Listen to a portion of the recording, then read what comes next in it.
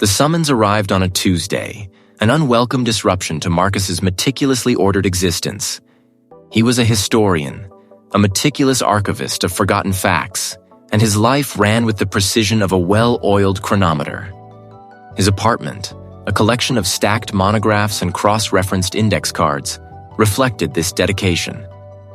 The envelope, thick and cream-colored, bore a coat of arms he did not recognize, and an address that meant nothing to him.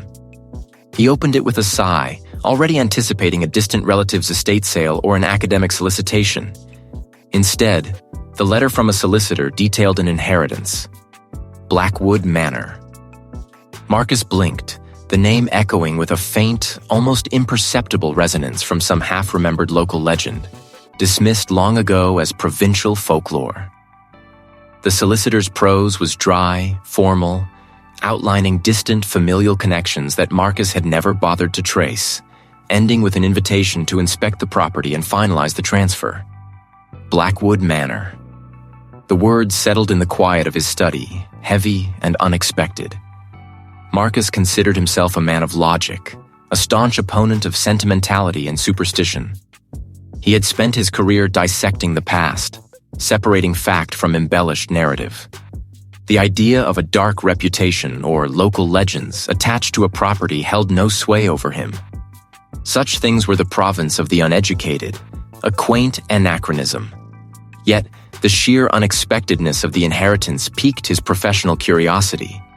An ancient manor, untouched for decades, was a potential treasure trove of historical documents, architectural insights. He made the arrangements with a practiced efficiency. The journey was long, a slow progression from the familiar urban sprawl into increasingly desolate countryside. The train rattled him through fields that gave way to dense, ancient woodlands, their boughs heavy with an unnatural stillness. He disembarked at a small, weathered railway depot, a skeletal structure of rusted iron and splintered wood, where a single, battered utility vehicle waited. The driver, a man whose face was a road map of sun-baked wrinkles, offered a curt nod and took Marcus's single valise. The final leg of the journey was along a narrow, winding track, barely more than a deer trail that plunged deeper into the forest. The trees grew taller here, their branches interwoven overhead, forming a perpetual twilight even in the afternoon. The air grew colder, carrying the damp scent of loam and decay. Marcus observed the changing landscape with a historian's detachment, noting the specific species of moss on the ancient oaks, the geological formations of the distant hills. He felt no apprehension, only a mild intellectual engagement. Then, through a sudden break in the canopy, Blackwood Manor emerged. It did not appear so much as a building, but rather as an extension of the land itself. Gray stone, weathered by centuries, rose from the earth like a jagged, forgotten peak. The driver pulled to a stop at a pair of rusted wrought iron gates, half swallowed by ivy. Marcus stepped out. The air here was different, heavier. He walked toward the front door, a massive slab of oak studded with iron, its surface rough and pitted. The grounds were a wilderness of tangled rose bushes and skeletal trees, their branches clawing at the gray sky. There was no sense of cultivation, no lingering trace of human care. It felt less like a garden and more like a battleground, where nature had fought and ultimately reclaimed its territory. The solicitor, a thin man in a perpetually damp suit, met him at the threshold. His name, Marcus noted, was irrelevant. "Mr. Thorne," the solicitor began, his voice thin and reedy. "I trust your journey was." He surveyed the cavernous entryway. Unoccupied for many years. Untouched. He cleared his throat. "There are some local stories." Marcus merely nodded. "I am a historian, sir. I deal in facts, not folklore." He felt a faint tremor in the floor beneath his polished leather shoes, a subtle vibration that could have been the wind, or merely the house settling after decades of dormancy. He dismissed it. His rational mind began its work, cataloging the architectural details. The soaring Gothic arches, the pitted flagstones, the intricate but grime-obscured carvings on the walls. This was a repository of history, a physical manifestation of time. Thorn, I've taken the liberty of arranging for a local to check on you tomorrow should you require anything. Marcus was alone. Dust motes danced in the slivers of weak light that pierced the grimy windows, swirling in slow, deliberate currents. He could hear his own breathing, sharp and distinct in the vast, empty space. He ran a gloved hand over the cold stone wall, feeling the rough, uneven texture beneath his fingertips. The house felt old, profoundly so, but not merely in the sense of age. It felt aware. A prickle of unease, faint but persistent, stirred beneath his professional detachment. He attributed it to the sudden isolation, the change in environment. He was alone, yet the house felt occupied.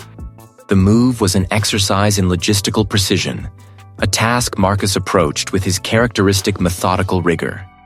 His voluminous collection of historical texts, archival boxes, and research notes had been crated and dispatched from his urban apartment weeks prior.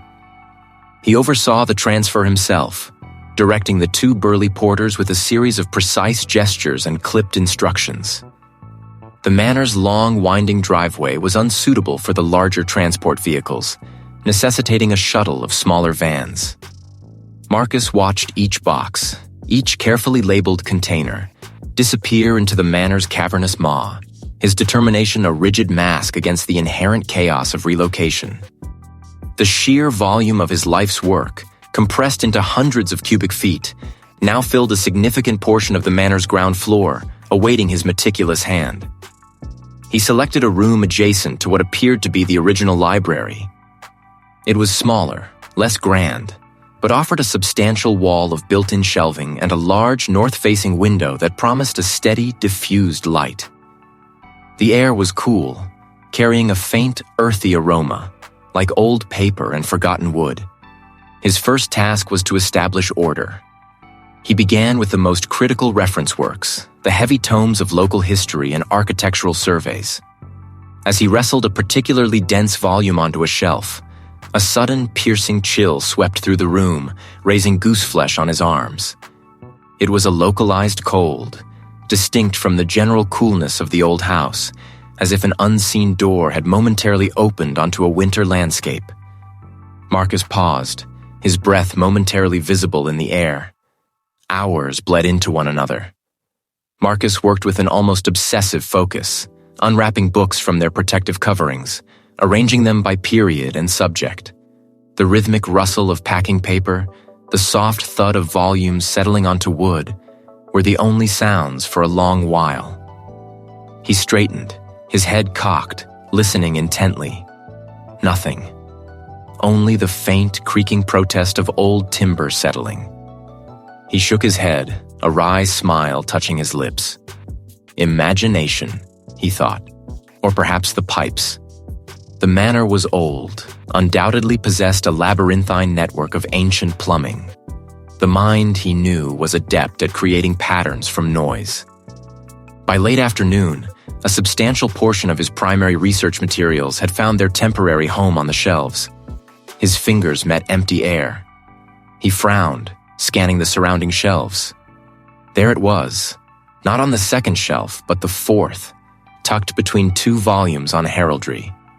He stared at it for a moment, a flicker of irritation crossing his face. He was meticulous to a fault. Such misplacements were anathema to his system. Must be tired, he concluded, attributing the anomaly to a momentary lapse in his own concentration, an absent-mindedness brought on by the exhaustive physical labor. He retrieved the folio, placing it in its correct position with an almost aggressive precision. As dusk began to paint the window panes with shades of bruised purple, Marcus decided to take a brief respite. He pushed away from the makeshift desk he'd set up, his back protesting slightly. His gaze drifted over the room, assessing his progress. That's when his eyes caught on an anomaly in the wall paneling near the fireplace. A seam, barely visible, ran vertically, suggesting a concealed door or compartment.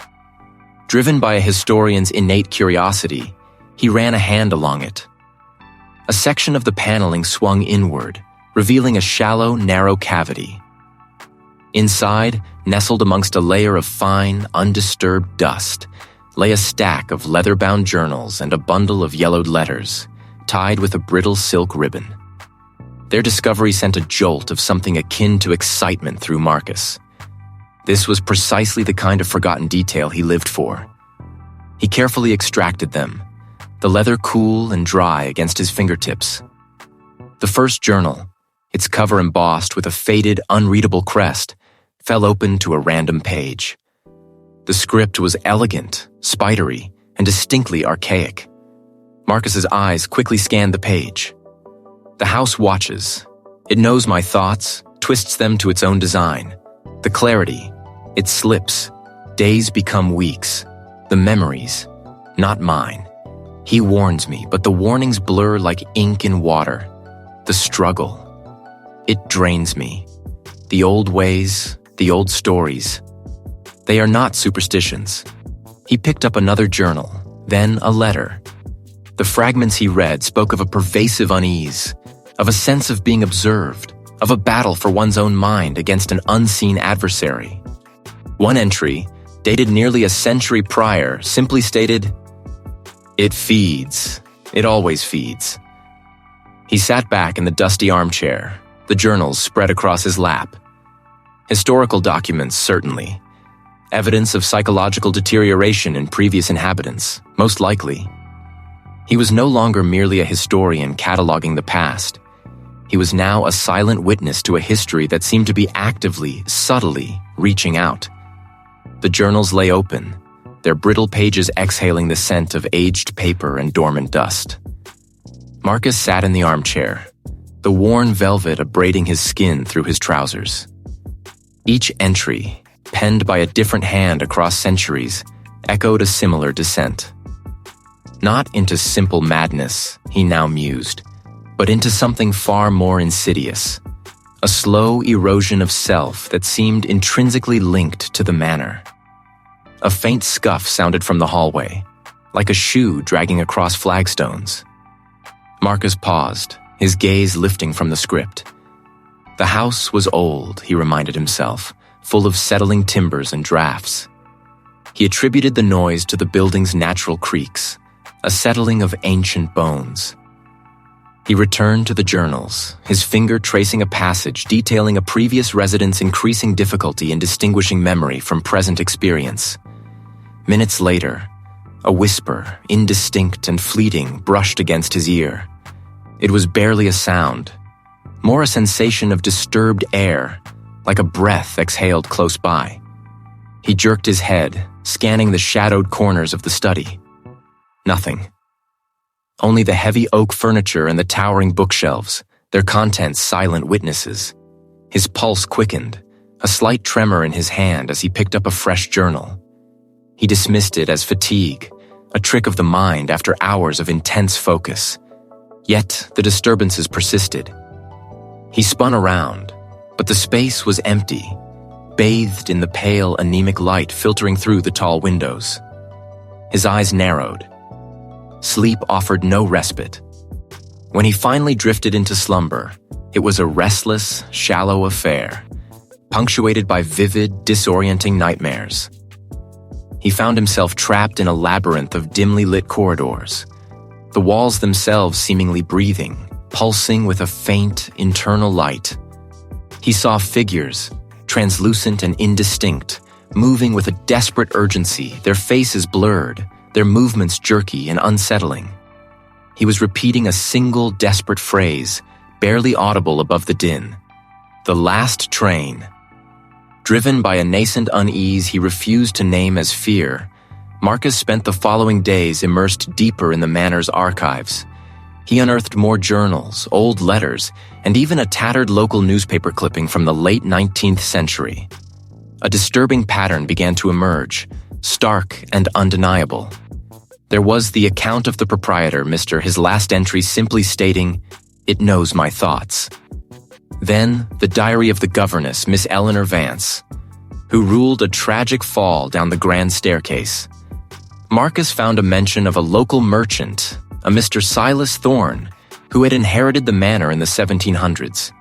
Smudged and almost illegible, spoke of the house's appetite and a desperate plan to sell his remaining possessions, including a shipment of goods waiting at the old railway depot. Before he, too, vanished without a trace, his fate a local enigma. The consistency was unnerving. Not just isolated incidents of mental fragility, but a repeated cycle of madness, disappearance, or suicide, all explicitly linked to prolonged isolation within these very walls. He was a historian, accustomed to interpreting data, to finding patterns. And the pattern here was unmistakable, insidious. The house wasn't merely a backdrop to these tragedies. It was, according to these terrified, fragmented accounts, the central, malevolent actor. They were in the very fabric of the house, waiting. Each entry in the leather-bound journals deepened the grooves of unease in Marcus's mind. He had read of a resident, a young woman, who meticulously cataloged the manor's flora, only to conclude, in later frantic scribblings, that the plants themselves were watching her, their leaves rustling not with wind, but with judgment. Another, a solitary artist, described the house's walls as breathing, exhaling a chill that seeped into his bones, slowly drawing out his warmth, his color, until his canvases became monochrome. Marcus, the historian, sought patterns, explanations, but found only a relentless descent into shared, impossible paranoia. He closed the last journal, the dry rustle of its pages a whisper in the silent room. The worn velvet of the armchair, once merely a texture, now felt like 1,000 tiny needles against his skin, a subtle abrasion that mirrored the irritation in his skull. His gaze drifted to the window. Dusk had settled, bleeding the last light from the sky, leaving the grounds in a uniform, bruised violet. He turned his head sharply, expecting to see a draft, a gap in the window frame, but there was nothing. Just the heavy, still air. He dismissed it as an old house's quirk, a natural phenomenon of ancient stone. Yet the prickling sensation persisted, a feeling of intense scrutiny, as if an invisible eye traced the lines of his posture, the tension in his jaw. A faint sound, a high-pitched, almost musical chime echoed from the hallway. Marcus paused, listening. It wasn't the house settling. This was distinct, delicate, yet insistent. He moved to the doorway, peering into the gloom. The chime came again, softer this time, but unmistakably from the direction of the main staircase. He took a step, then another. The sound materialized into a child's mournful sob, thin and reedy, as if filtered through layers of fabric and time. His rational mind immediately conjured explanations. A draft playing a trick with the pipes, an old bell, a loose floorboard. But the sob held an undeniable emotional quality, a raw, innocent grief. Each step creaked beneath his weight, a familiar sound, yet now it seemed amplified, accusatory. The sobs grew louder, leading him to the landing, then down a dimly lit corridor he hadn't fully explored. He stopped before a heavy oak door, intricately carved with swirling patterns. The child's cries emanated from within, now accompanied by the rhythmic squeak of a rocking chair. Marcus hesitated. This was not a draft. This was too vivid, too immediate. The moment his fingers touched the metal, the room behind the door vanished. He was no longer in the manor hallway. The air was thick with the acrid scent of coal smoke and damp wool. The ground beneath his feet vibrated with a deep, resonant rumble. The mournful sob was no longer distant, but right beside him, a small, trembling body pressed against his leg. Around him, a chaotic tableau unfolded. Towering black locomotives hissed plumes of white steam into a grimy, vaulted ceiling. The deafening clang of metal on metal, the shriek of a whistle, the shouts of unseen porters. It was a sensory onslaught. He felt the weight of a heavy leather satchel in his left hand, though he had no memory of picking it up. He tried to pull his hand from the doorknob to retreat, but his muscles refused to obey. He was a spectator, yet simultaneously a participant. The child's sob intensified, a desperate wrenching sound. He looked down again. The small figure beside him was tugging at his coat, its head tilted back. For a fleeting second, he saw a pale, tear-streaked face, wide, frightened eyes, and a mouth open in a silent scream. A profound, aching sorrow, not his own, but intensely felt, surged through him, a wave of despair that threatened to drown him. The child's voice, though unheard, echoed in his mind. "Don't leave me. Please don't leave me." Then, as abruptly as it began, the vision shattered. The smells of smoke and damp vanished. The rumble died. The child's sob cut off. The hallway stretched before him, silent and still. The oak door was just a door. He stumbled back, away from the door, his hand instinctively going to his chest. The satchel was gone. The child was gone. But the emotional residue, the crushing weight of that sorrow, lingered. He leaned against the opposite wall, his mind reeling. This was not fatigue. This was not imagination. This was real, or at least as real as anything he had ever experienced. The carefully constructed fortress of his skepticism, built brick by brick on logic and empirical evidence, now had a gaping, crumbling breach. The house hadn't merely shown him a memory. It had immersed him in it, made him feel the grief, the fear, the abandonment. He pushed himself off the wall, his legs unsteady. It felt as if it had expanded, a vast, invisible entity that filled the entire corridor, pressing in on him from all sides. He felt its scrutiny, not just on his physical form, but on his thoughts, his very core. The house wasn't just replaying memories, it was consuming them. And now he realized with a terrifying clarity, it was beginning to consume him. The vision had dissolved, leaving Marcus gasping, the phantom chill of the child's sob still prickling his ears. His hand remained on the cold brass knob, the metal a stark anchor in the swirling aftermath of the hallucination. The hallway stretched, silent and still, the oak door beside him solid and unyielding. Yet the air felt different, heavier, as if the manor had inhaled deeply and held its breath. He tried to shake off the lingering sensation, to attribute it to exhaustion, to the isolation, to the stress of the manor's history. It had shown him. The realization was unsettling, yet it also kindled a strange, almost magnetic pull. Marcus's meticulous routine, once a bulwark against the chaos of his research, had crumbled. His clothes, once pressed, hung loosely, creased and dusty. The scent of old paper and mildew clung to him, a new, unwelcome cologne. The mirror seemed to absorb the light rather than reflect it, rendering his features indistinct. He had made a half-hearted attempt to contact the outside world. His mobile phone, an anachronism in this ancient dwelling, lay inert on the scuffed surface of a mahogany desk. When he pressed the power button, the screen flickered to life, only to display a string of garbled characters before dying again, unresponsive to charging. He tried the landline, a relic he'd discovered tucked away in a dusty cabinet. The dial tone was a thin, reedy sound, but when he attempted to key in the number of a former colleague, the buttons felt sluggish, resistant. He hung up, the hum seeming to echo in his ears long after. He made no further attempts. The house seemed to respond to his growing acquiescence. The subtle creaks and groans that had once startled him now felt like murmurs of acknowledgement. He found himself drawn to the library, not for research, but simply to sit, enveloped by the scent of decaying leather and paper. The manor was a vast, ancient organism, and he, Marcus, was becoming a part of its internal workings, a cell absorbed into a greater, older body. It was draining, certainly, His energy waned, his thoughts grew sluggish, but the effort of resisting, of fighting the current, seemed far more exhausting.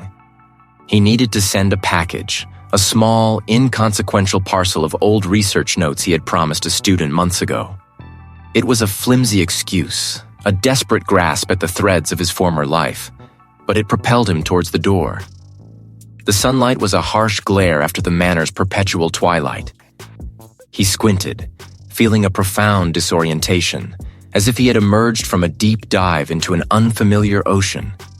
The drive to the nearest railway depot was a trial. The road, once familiar, seemed to weave through a landscape that had subtly shifted, the trees taller, the fields wider, the distance stretching impossibly. Each mile away felt like an act of betrayal. The vast, echoing structure of metal and corrugated iron stood under a pallid sky. The air here was thick with the scent of diesel, damp concrete, and something else. A metallic tang, like old blood. There was no bustle, no distant chatter of travelers, no rumble of engines. The place was unnaturally quiet, a monument to departed industry. Marcus knocked on the glass. The figure didn't stir. He knocked again, louder this time. The figure remained motionless, a silhouette against the dim interior light. Marcus pressed his face closer to the glass, trying to discern details, but the surface was opaque with dirt and condensation. He could only make out the vague outline of a head, a shoulder, an arm resting on the desk. A profound sense of unease settled over him. It wanted him. He turned abruptly, the package of notes still clutched in his hand, and hurried back to his car. The drive back was a blur, a desperate flight toward the familiar silhouette of the manor on the horizon. The air within was cool and still, wrapping around him like a shroud. The outside world had rejected him. Or perhaps he had rejected it. The house, however, welcomed his back. It was a possessive welcome, a silent, all-consuming embrace. He dropped the package onto a dusty table, the research notes scattering across the grimy surface. He wouldn't be sending them. He wouldn't be leaving. The manor had claimed him, and in its insidious hold, he was beginning to find a strange, unsettling peace. The drain on his energy continued, a subtle siphoning, but the will to resist had evaporated, replaced by a quiet, determined surrender. He was home. The hallway stretched, silent and still, the oak door beside him solid and immutable. He took a slow, deliberate breath, forcing air into lungs that felt suddenly shallow. Nothing more. Yet the conviction felt thin, fragile. He turned, intending to retrace his steps to the study, to the comforting weight of his research notes, to something tangible and familiar. But the corridor seemed to stretch differently. The ancestral portraits, usually spaced evenly along the wall, now appeared to huddle closer, their painted eyes following him with an unnerving uniformity. A door, solid and unblemished, stood where he distinctly remembered a blank expanse of paneling. He paused, his brow furrowing. He had walked this hallway countless times. He knew its twists and turns, its precise sequence of alcoves and doors. This was not right. A flicker of irritation, sharp and immediate, cut through his unease. He was tired. His mind was playing tricks, manufacturing details to match the escalating tension the house seemed to exude. He shook his head, a small, dismissive gesture, and continued. The memory wasn't his. He recoiled, his hand hovering. He stared at the door, then back down the corridor. Had he come from this direction? The familiar pattern of the aged rug, the subtle warp in the floorboards. They seemed both known and utterly foreign. A tremor of genuine uncertainty ran through him. He pressed his palms against his temples, trying to anchor himself. He was Marcus, a historian. He had come here to document, to debunk. He knew who he was. Yet, a peculiar haziness had begun to settle over the edges of his own recollections. What had he eaten for breakfast? He drew a blank. Instead, fragments of other lives intruded. A specific argument with a foreman over a delayed shipment, the ache in his shoulders from lifting heavy crates, the taste of cheap tobacco on his tongue. These weren't his. They couldn't be. He pushed the door open. Beyond it lay not a drawing room or a bedchamber, but a vast, echoing space. The air was thick with the scent of ozone and damp iron, a smell that felt both alien and profoundly intimate. The floor was cracked concrete, scarred by phantom tracks, depressions in the stone that suggested the passage of immense heavy machinery. It was a railway depot. Marcus stood on the threshold, his breath catching in his throat. This was impossible. This manor, ancient and rooted, could not contain such a place. A sense of immense forgotten labor permeated the air, a melancholic hum that resonated deep within his bones. His gaze fell upon a workbench, scarred and pitted in the near distance. On it, amidst tools rusted into abstract forms, lay a folded piece of coarse canvas. He walked towards it, his footsteps echoing unnaturally in the vastness. As he reached the bench, he saw it was a uniform jacket, faded and stiff with age. A small, tarnished brass plate was pinned to its lapel. He picked it up, his fingers brushing the rough fabric. He turned it over, revealing an engraved name. Thomas. Not Marcus. Thomas. A wave of dizziness washed over him, more potent than any he had experienced before. He swayed, gripping the workbench for support. He recognized the name, not from a book, not from his research, but from a deeper, more unsettling place. He felt the weight of a heavy wrench in his hand, the grease beneath his fingernails. He felt it, as if it were his own experience. No, he was Marcus. He was a historian. He had never worked in a railway depot. He had never lifted heavy crates or argued with a foreman named Mr. Davies. Yet the name, Mr. Davies, was suddenly there, vivid and clear in his mind. He stumbled back, the jacket falling from his numb fingers. He looked for the door he had entered through. It was gone. In its place, a sheer, unbroken wall of riveted steel rose towards the vaulted ceiling. He turned frantically, searching for another exit. The manor had not merely shifted, it had swallowed him whole, transforming into a physical manifestation of the unraveling within his own mind. He was trapped, not just by walls, but by the insidious erosion of his very self, slowly, deliberately, becoming someone else. This was a direct assault on his perception, a deliberate planting of an image, a sound. The manor was not merely old, it was active. His historian's mind, usually a fortress of logic and empirical data, began to crack under the weight of accumulating anomalies. They were threads in a pattern he was only now beginning to discern. Determination hardened his resolve. If the house was playing games, he would find the rules. He needed more information, something concrete, external to the manor's influence. His research into the Blackwood family history had been extensive, but focused on the inhabitants, not the structure itself. He recalled an obscure mention in an old town ledger about the original construction materials, shipped from a distant quarry, and the unusual volume of ancillary supplies that continued to arrive for decades after the manor's completion. There had been a local railway depot established specifically for the Blackwood deliveries, now long abandoned.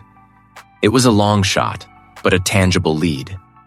The journey to the old railway depot was a descent into a forgotten corner of the region. The gravel road narrowed, eventually giving way to an overgrown track that Marcus navigated with his vehicle, the branches scraping against the paintwork like skeletal fingers. The air grew heavier, thick with the scent of damp earth and decaying leaves. It was a vast, decaying structure of corrugated iron and splintered timber, silent save for the wind whistling through gaps in the roof. He began his search in the old administrative office, a small, grimy room filled with overturned desks and scattered water-damaged papers. He worked methodically, sifting through the detritus, his hands growing grimy with rust and dust. Most of it was illegible, but then, beneath a collapsed shelf, he found a metal strongbox, surprisingly intact. The clasp was rusted shut, but a well-aimed kick from his heavy boot forced it open with a groan of tortured metal. Their covers were thick leather, surprisingly preserved. The ink, though faded, was still legible. These were the depot's original receiving logs, detailing every shipment that passed through its gates for the Blackwood estate. Marcus knelt, carefully turning the brittle pages. The early entries were mundane: timber, stone, glass, ironwork, standard building materials. But as he progressed through the decades, the nature of the shipments shifted. Alongside the occasional furniture or textile delivery, there were increasingly frequent entries for organic matter, soil enrichments, and, most disturbingly, sustenance. The quantities were enormous, far beyond what any garden or livestock operation would require. The entries were cryptic, lacking specific descriptions, only numerical codes and the vague, unsettling categories. He flipped further, his fingers trembling slightly. They were handwritten notes, almost frantic, detailing unaccounted losses of depot workers, diminished vitality, in those who spent extended periods at the manor. The very essence of being. The child's sob, the vanishing memories, the feeling of something watching, something hungry within the manor. It all coalesced into a horrifying truth. The manor wasn't haunted by spirits. It was the spirit, a malevolent, sentient entity. It didn't just absorb residual energy, it actively fed, drawing sustenance from the minds and life forces of its inhabitants. It was a predator, and Blackwood Manor was its hunting ground. He was not merely researching a historical enigma, he was trapped within its jaws. The manor had been consuming generations, growing stronger, more cunning. He was not just an occupant, he was sustenance. The truth, a cold, sharp shard, had finally pierced through the layers of manufactured fog. The manor was not merely a place, it was an entity, a predatory consciousness that fed on the very essence of its inhabitants. Marcus felt its tendrils, not physical, but insidious, attempting to reassert their grip on his mind, to lull his back into the comforting, consuming haze. But the child's phantom sob, the horrifying clarity of his vanishing memories, ignited a spark of defiant rage within him. He would not be another meal. A fierce, desperate resolve hardened his features. His hands, though trembling slightly, clenched into fists. He had to fight. His historian's instinct, dulled but not extinguished, screamed at him to search, to uncover the manor's deepest, most guarded secrets. There had to be an origin, a weakness, a forgotten countermeasure. He stumbled through the decaying corridors, the air thick with the scent of aged wood and damp plaster, a faint metallic tang now mingling with it. Every shadow seemed to deepen. Every creak of the floorboards behind him sounded like a deliberate pursuit. He focused. He needed something tangible. His search began in the manor's original study, a room he had previously dismissed as merely an archive of mundane ledgers and dusty maps. Now he saw it differently. He tore through loose floorboards, tapped along the stone fireplace, ran his fingers over every inch of the oak-paneled walls. The manor pulsed around him, a low, resonant thrumming that seemed to emanate from the very stone, attempting to disorient him, to drain his focus. He pushed past the growing fatigue, the sudden, inexplicable waves of nausea. Hours blurred. His fingers, raw and smudged with grime, finally snagged on something. Behind a heavy carved book press, where the paneling met the floor, a sliver of wood seemed slightly out of alignment. With a grunt of effort, he levered it open. It wasn't a hidden room, but a shallow cavity, barely large enough for his hand. Etched into its surface were intricate spiraling symbols that seemed to writhe beneath his gaze. Beside it, a brittle parchment fragment folded into a tight square. He unfolded the parchment with agonizing care. The script was archaic, a crabbed, spidery hand, but Marcus, with his historian's training, could decipher enough. It spoke of a binding of earth and iron, a severance of the root. The compass, it implied, was a key, a guide to the departure point. A specific name, almost entirely faded, was scrawled at the bottom: the Iron Heart at the terminus. The terminus. The railway depot. A place of arrival and departure, a place where iron rails met the earth. It was a long shot, a desperate gamble, but the sheer specificity of the instruction, the tangible artifact in his hand, gave him a jolt of terrifying hope. This wasn't merely a place, it was a target. He clutched the compass and the parchment. The manor would fight him every step of the way, he knew. It would throw every illusion, every memory trap, every subtle drain on his will against him. But for the first time since he'd arrived, he had a direction, a purpose beyond mere survival. The drive was a nightmare of blurred landscapes and encroaching phantoms. The road seemed to stretch endlessly, the familiar route twisting into unfamiliar paths. He swore he saw the manor's windows like watching eyes, reflected in every roadside puddle. The air conditioner in his vehicle, usually a comfort, now blew a frigid, stale breath, carrying the faint metallic scent from the study. He gripped the steering wheel, knuckles white, forcing himself to focus on the faint glow of the dashboard lights, on the physical act of driving. He repeated the words from the parchment, a mantra against the encroaching madness. Binding of earth and iron. Severance of the root. When he finally saw the skeletal outline of the railway depot against the bruised twilight sky, a profound sense of exhaustion washed over him, followed by a surge of adrenaline. Rust had painted the rails a deep, oxidized red, like dried blood. Weeds pushed through cracked concrete. He parked his vehicle a safe distance away, the engine's dying sputter sounding unnaturally loud in the profound stillness. The compass in his hand felt heavy, vibrating faintly. Its needle, still fixed, seemed to pull him towards the largest, most dilapidated warehouse at the far end of the depot.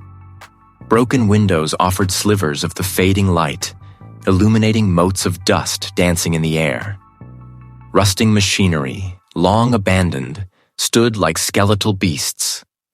Marcus followed the insistent pull of the compass, his footsteps echoing ominously in the cavernous space. He moved past collapsed stacks of wooden crates, past forgotten trolleys, until the compass needle began to vibrate more intensely, almost humming against his palm. It led him to a section of floor where the concrete had buckled and cracked, revealing a deep fissure. He knelt, pushing aside loose debris. He pulled it out. Its surface was covered in the same spiraling, intricate symbols. The box opened with a soft, metallic click. The diagram depicted the manor, its foundations, and a series of points marked with the same spiraling symbols. Accompanying it were precise instructions, detailing a ritual involving the spikes, the compass, and an act of deep severance to be performed at specific locations within the manor's very structure. Marcus stared at the diagram, the cold metal spikes glinting faintly in the gloom. The truth of the manor's weakness and the terrifying, brutal nature of its potential destruction settled over him like a shroud. This was not a plea for peace, but a blueprint for war.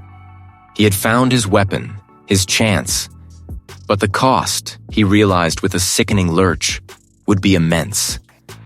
The manor would fight back with everything it had, and he, Marcus, would have to be ready to tear it apart from the inside out. Its vast interior yawned, a gaping maw that exhaled the damp, metallic scent of rust and neglect. Marcus stepped across the threshold, his boots crunching on shattered window panes and desiccated pigeon droppings. A profound exhaustion weighted his limbs, yet a surge of adrenaline sharpened his senses. He knew, with a certainty that chilled him more than the draft seeping through the gaps in the walls, that the manor had drawn him here for a reason. He moved through the cavernous space, his gaze sweeping over the skeletal remains of forgotten machinery, the long abandoned loading platforms.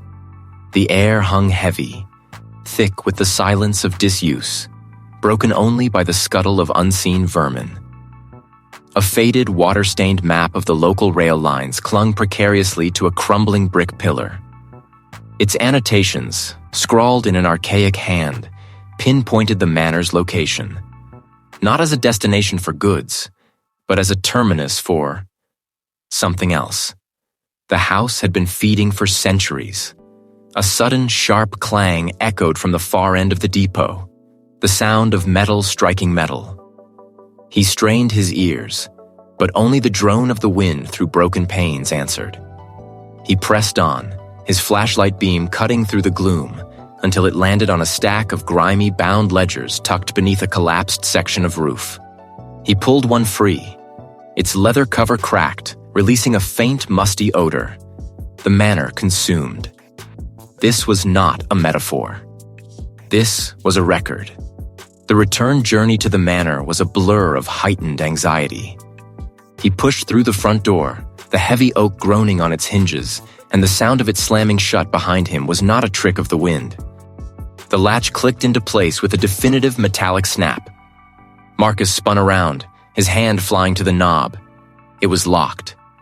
He twisted, pulled, even threw his weight against it, but the door held fast, an immovable barrier.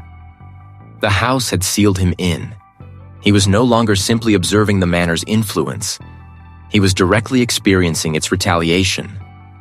As he approached the grand staircase, the air grew frigid, biting at his exposed skin. A gust of wind, impossibly strong indoors, tore through the hall, extinguishing the single candle he had lit upon entering. They drifted, silent and menacing, blocking the path to the stairs.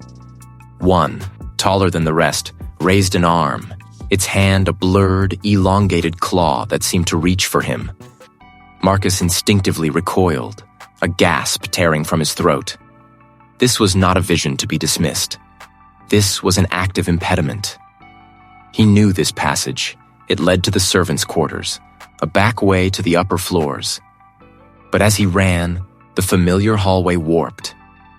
The stone walls seemed to ripple, the ceiling to lower, until the corridor ahead ended abruptly in what appeared to be a solid, newly constructed brick wall. There had been no wall there minutes ago. The house was reshaping itself, actively closing off roots, trapping him. He clapped his hands over his ears, but the sound was internal, resonating in his skull. His mind raced, struggling to maintain its grip on reality. The house was attacking his perception, his very will. A sudden, jarring thud shook the floor. He stumbled, catching himself on a heavy oak table that groaned under his weight. A large, ornate mirror on the wall above it tilted precariously, then crashed to the floor, shattering into 1,000 shards. The noise was deafening, a physical assault. This was not spectral. This was tangible. He scrambled away, his heart hammering against his ribs, not with a cliched rhythm, but with a frantic, irregular beat that threatened to tear itself from his chest. He understood now. The house was not merely haunted. It was a living, breathing entity, and it was fighting back with a terrifying, deliberate intelligence. It intended to break him, to wear him down, to finally, irrevocably, incorporate him into its malevolent fabric. Marcus stepped across the threshold. His boots scraped on the grimy concrete, the sound swallowed by the cavernous volume of the railway depot. The air, thick and still, carried the damp metallic scent of rust and neglect, a flavor that seemed to coat his tongue.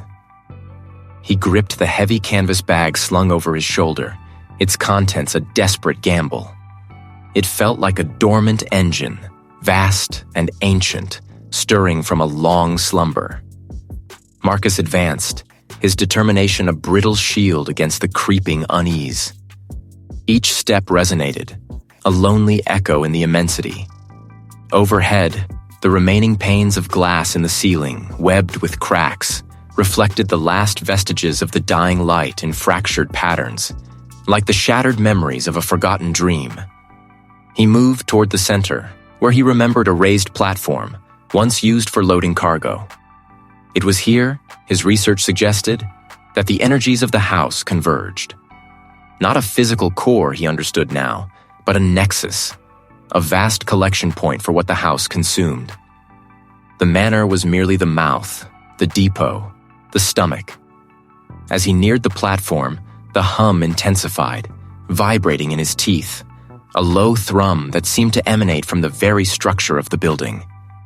He blinked, but they persisted, like phantom limbs of the building itself, reaching out. It raised the fine hairs on his forearms. The surface felt unnervingly smooth in places, as if worn by countless spectral hands. From this vantage point, the scale of the depot was even more overwhelming. The distant walls dissolved into an inky blackness, and the roof, high above, was lost in the gloom. Then he saw it. Not a physical object, but a phenomenon. Drifting in the air, particularly dense around the platform, were countless motes of light. They swirled, coalesced, then fragmented again, their movement fluid and ceaseless. It was not words, but the ghost of speech, a collective sigh. Revealed discovery. This was it. This was the house's store. The accumulated essence, the memories, the identities, the very life of its inhabitants, all distilled into these luminous specks, swirling like an ethereal nebula. The sheer volume of them, the vastness of the swirling cloud, implied centuries of consumption, a horrifying testament to the house's insatiable hunger. The railway depot was not merely a storage facility, but a vast living archive of the dead, a monument to the house's monstrous sustenance. A profound wave of vertigo swept over Marcus. He fought it, clenching his jaw, his knuckles white on the canvas bag. This was the psychological assault, the house attempting to integrate him, to add his own vibrant essence to its grotesque collection. He forced himself to focus. He unzipped the bag, pulling out the object he had painstakingly assembled. His theory, based on esoteric lore and his own desperate deductions, was that the lead would shield, the obsidian would absorb, and the silver would disrupt. The motes of light swirled faster, coalescing into larger, brighter clusters that pulsed with a malevolent light. The hum in the air became a low growl, vibrating through the platform, through his bones. The very air grew heavy, pressing in on him, a palpable weight. He had to place it. Now. As his fingers released the object, a sharp, piercing shriek tore through the depot, not from any discernible source, but from everywhere at once, a sound that seemed to shred the fabric of the air itself. The growl became a roar, and the entire railway depot shuddered violently. Overhead, a massive section of corrugated iron detached with a groan of tortured metal, crashing to the concrete floor some distance away, sending up a plume of dust and debris. He had found the core, and he had initiated the confrontation. The house was aware, and it was furious. A chill, damp and smelling of rust and long stagnant air permeated the space, settling deep in his lungs. The air grew heavy, thick with an almost viscous quality, as if the very atmosphere intended to impede his progress. He could discern the faint, acrid scent of ozone, mingled with something cloyingly sweet, like overripe fruit left to decay. It was the house's breath, he realized, its exhalation of absorbed life. It was fragmented, nonsensical, yet deeply unsettling, like a dozen conversations happening simultaneously just beyond the edge of audibility. Marcus clenched his jaw. This was the entity's attempt to disorient, to erode the edges of his concentration. He had anticipated this. He had braced for it. He noticed the distortions first in the periphery. The corrugated iron walls seemed to ripple, the rigid lines of the girders blurring into a fluid, almost organic pattern. Then, the floor beneath his feet became less concrete, more a shifting mosaic of memories. He saw flashes of his own study, the leather-bound books, the worn armchair. Then the faces of others, indistinct, fleeting, a woman in a faded dress, a man with a severe expression, a child's wide, terrified eyes. These were not apparitions. They were residual imprints, echoes of those who had come before him, those who had been consumed. A sudden, sharp pressure compressed his skull, a psychic vice tightening around his consciousness. The house was attempting to extract his memories, to incorporate them into its own vast, non-linear consciousness. It was a violation far more profound than any physical assault. He saw his own childhood home, then the university library, then the manor itself, each image flickering, unstable, like slides in a malfunctioning projector. The entity was sifting through them, identifying the most potent, the most emotionally charged. "No," Marcus articulated, the word a dry rasp in the immense space. His voice sounded thin, alien. He focused on a single, unshakable fact: his name. Marcus, his identity. He was Marcus, a historian, a man of logic and reason. He clung to this anchor, even as the walls of the depot seemed to undulate, the concrete floor softening, becoming malleable. He realized they were memories, not just of people, but of moments, of emotions, regret, fear, despair. The house was not just a devourer, it was a collector, a living archive of human suffering. And now, Marcus was to be its newest entry. The house did not kill in the conventional sense. It absorbed. It folded the consciousness of its inhabitants into its own being, preserving their essence in a grotesque, eternal archive, yet stripping them of their individuality. He closed his eyes, fighting the urge to succumb to the overwhelming sensory assault. He knew, with a horrifying clarity, that he could not truly escape its grasp, not entirely. The entity was too vast, too ancient, too deeply entwined with his own recent past. But he could refuse its complete absorption. He could inflict a wound, not on its physical structure, but on its capacity to consume him whole. He would not surrender his core. He would resist the full integration. He focused on a single, raw, painful memory, the most potent, the most personal, the one he had always tried to suppress. It was a memory of profound loss, a moment of acute, unadulterated grief. He consciously amplified it, pushed it forward, offering it not as a surrender, but as a poison. If the house fed on memories, let it feed on one that would burn. The air around him solidified, became a tangible pressure, like being submerged in deep water. It was the house reacting, not with anger, but with a form of digestive distress. The memory he offered was not palatable. It was too sharp, too corrosive. A searing pain lanced through Marcus's mind, a reciprocal agony. He felt his own consciousness stretch, thin and fray. He was being torn, not apart, but in two directions simultaneously. The other part, the core of his self, fought against the current, a stubborn, defiant ember. The railway depot groaned, the metal framework shuddering as if in sympathetic torment. When Marcus opened his eyes, the depot was still there but subtly altered. It was no longer merely concrete and rust. It pulsed with a faint internal light, a sickly yellow-green luminescence emanating from within the very fabric of the structure. He felt a profound shift within himself. He was still Marcus, but he was also something more, or perhaps something less. He had not been fully absorbed, not entirely, but he had not escaped either. He was entwined, a living, breathing part of its memory, its torment, its unending hunger. He had become a conscious, captive archive, a new, aberrant chamber in the railway depot of its mind.